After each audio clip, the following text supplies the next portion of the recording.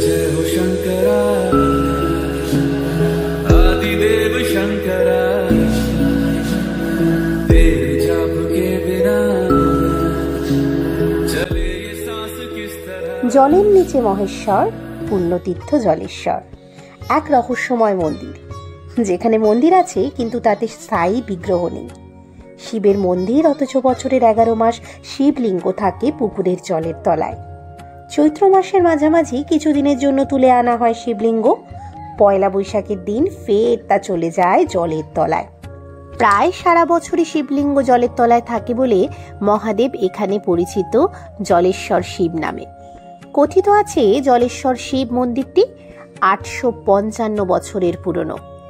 উত্তর 24 পরগনার গাইঘাটার জলেশ্বরে রয়েছে এই প্রাচীন শিব মন্দির। আর আজকে আমি এবং আমার ছোট বোন তোষা আমরা দুজনে গিয়েছিলাম এই জলেশ্বরের শিব মন্দিরে। এসে বাবার মাথায় একটু জল দুধ জল ঢেলে নিলাম, তারপর পুজো দিলাম, অঞ্জলি দিলাম। এখানে নিত্য পুজোই হয়, ভোর 6টা থেকে শুরু হয়ে যায়, 12টা পর্যন্ত নিত্য পুজো চলে। আর সোম শুক্রবারটা একটু বেশি ভিড় থাকে, সেটাই স্বাভাবিক, কারণ সোম শুক্রবার শিববার হিসাবে বলা হয়, তো সেই জন্য বেশ ভিড় থাকে ওই দিন। আমরা মঙ্গলবার গিয়েছিলাম, তাই অতটা ভিড় ছিল না। এই যে মন্দিরের পাশে এই গাছটা দেখতে পাচ্ছেন, এখানে মনস্কামনা পূরণের জন্য ভক্তরা ঢিল বেঁধে যান। দেখতে পাচ্ছেন কত ঢিল বাঁধা রয়েছে এখানে।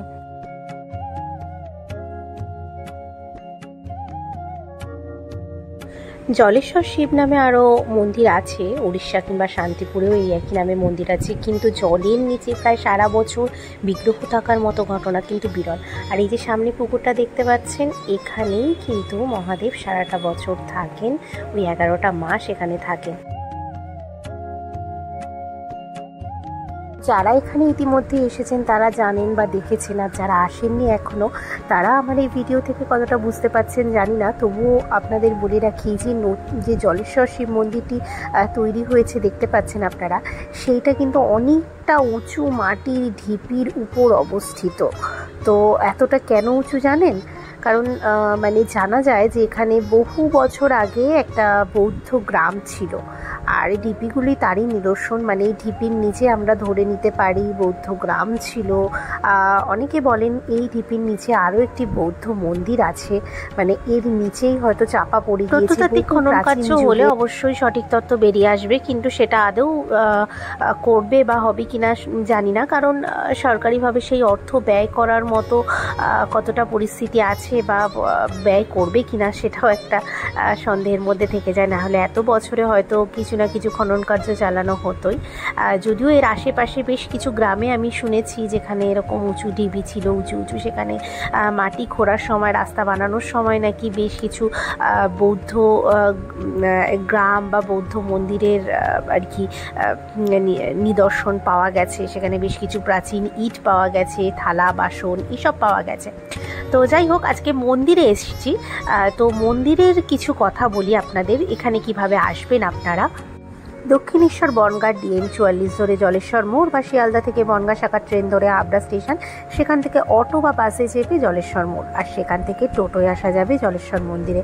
অথবা শিয়ালদহ থেকে নদিয়ার চাকদা স্টেশনে নেমে বাস স্ট্যান্ড থেকে 19 নম্বর বাসে সরাসরি জলেশ্বরের মন্দির। সরাসরি সড়ক পথে যশোর রোড ধরে হাবড়া বনগাঁ পথে জলেশ্বর মোড় থেকে ঘুরে খানিকটা গেলেই এই মন্দির আপনারা দেখতে পাবেন। এই যে উঁচু ঢিপির উপর যে শ্বেত শুভ্র মন্দির, এখান থেকে আরো হয়তো ভালো বুঝতে পারবেন আপনারা।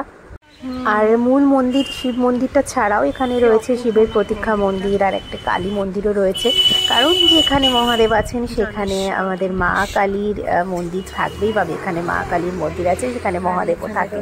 এই যদিও এখন ওই একচালা টিনের ঘরেই মা পূজিতা হন, কিন্তু পাশে কিন্তু বেশ অনেকদিন ধরেই মন্দির নির্মাণের কাজ শুরু হয়ে গিয়েছে, যেখানে মাকে রাখা হবে, মা কালীকে রাখা হবে। আমরা মন্দিরে ওই 10:30 পৌনে 11টার দিকে ঢুকে গিয়েছিলাম। তারপরে মহাদেবের পুজো দেওয়া হলো, পুজো দিয়ে ওখানে অঞ্জলি দিয়ে চলে এলাম এই কালী মন্দিরে। এখানেও পুজো দিলাম মায়ের। মা এখানে কি সুন্দর একটা ছোট্ট বালিকার মতো মাকে এখানে লাগছে মায়ের মূর্তিটা। তো এইবারে বাড়ির পথে ফিরবো। খুব সুন্দর মন্দিরের ভিতরে এবং বাইরে পুজো দেওয়ার জন্য আপনারা ডালা পেয়ে যাবেন। আর এখানে প্রত্যেক দিন অন্নভোগ দেওয়া হয়, কিন্তু এক্স্যাক্টলি আমি টাইমটা যেহেতু জানি না তাই ব্লগে আপনাদেরকে বলতে পারলাম না। আর চৈত্র মাসের 3য় সোমবার চড়কের জন্য এখানে সন্ন্যাসীরা আসেন, শিব ঠাকুরকে সেই পুকুর থেকে তোলা হয় বিগ্রহকে। আর এই সময় একটা বিরাট মেলা হয়, সেটা দেখার মতো, আপনারা কিন্তু ওই সময় আসতেই পারেন একবার। আমি আর তোরসা এসেছিলাম পুজো দিতে। মেনলি রাইট, তোরসারই পুজো দিতে আসার কথা ছিল। তো সেই তোরসা যেহেতু আসবে, তোরসা বলছে দিদিভাই যাবি, আমরা হ্যাঁ অবশ্যই আমি ফাঁকা আছি আজকে।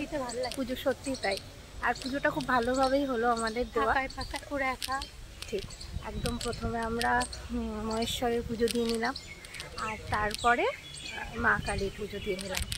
তো এবারে যাই, বাড়ির পথে যাব, তার আগে একটু খেয়ে নিতে হবে। প্রসাদ মুখে দিয়েছে, এবার একটু খাবো, খিদে পেয়ে গেছে।